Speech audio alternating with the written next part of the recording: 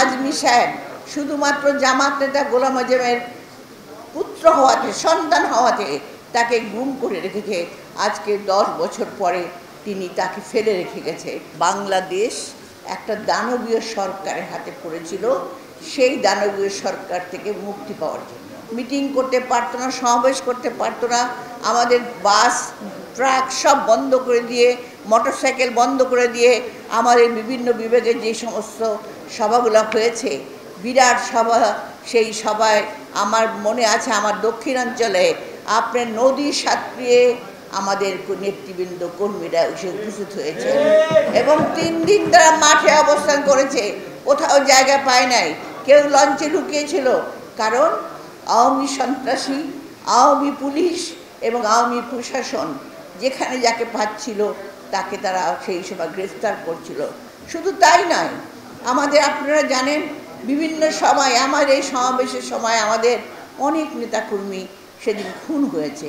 বরিশালে 3 জন গিয়েছে, একজন সাবেক এমপি যিনি পটুয়াখালী থেকে আসছিলেন, তাকে পথের মধ্যে আওয়ামী লীগের সন্ত্রাসীরা তাকে পিটিয়ে, জনাব শাহজাহান সাহেব তাকে পিটিয়ে তাকে হত্যা করা হয়েছে, যে কারণে তিনি আজকে আমাদের মাঝে নাই।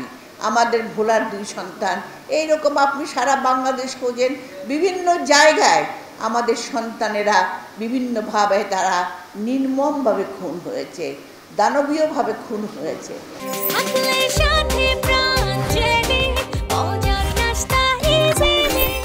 আপনারা বিভিন্ন দেখেছেন, এই দীর্ঘদিন যাবৎ আপনারা দেখছেন এই যে গুমের কারণে যে তাদের স্বজনরা আজকে কবে থেকে তারা মানববন্ধন করছে, কারো বাবা, কারো সন্তান, কারো ছেলে, কারো মেয়ে, সবাইকে তারা গুম করে রেখেছে, খুন করেছে, হত্যা করেছে। এমনকি আপনি জানেন, আপনারা জানেন এই যে আমাদের কি নাম আমাদের যে কমিশনার যে চৌধুরী আলম এবং আমাদের যে চৌধুরী ইলিয়াস, যে তরুণ নেতৃত্ব একটা ত্রাস ছিল, তিনি ওইদিকে সিলেটের যে ওইখানে যিনি পুরো সিলেটকে তত্ত্বাবধান সংগঠিত করেছিল, সেই তরুণ নেতৃত্ব ইলিয়াস আলী আজ পর্যন্ত নিখোঁজ, অর্থাৎ তারা বেঁচে আছে কি নেই আমরা জানি না। আপনারা দেখেছেন আজমি সাহেব শুধুমাত্র জামাত নেতা গোলাম আজমের পুত্র হওয়াতে, সন্তান হওয়াতে তাকে গুম করে রেখেছে। আজকে 10 বছর পরে তিনি তাকে ফেলে রেখে গেছে, তিনি আয়না ঘর থেকে মুক্ত হয়েছে। এই আয়না ঘরে আমরা শুনেছি মানুষের হাড় গোড় খুন সব কিছু পাওয়া যায়। এই আয়না ঘরে অন্ধকার কবরের মতো তারা সেখানে বাস করেছে। তারা দুনিয়ার সম্বন্ধে তাদের কোনো জ্ঞান ছিল না। তাদের অনেকেরই মাথা এখন নষ্ট, কারণ তারা চিন্তা করতে পারছে না, চিন্তার শক্তি তারা হারিয়ে ফেলেছে। এইভাবে মানসিক টর্চার করেছে।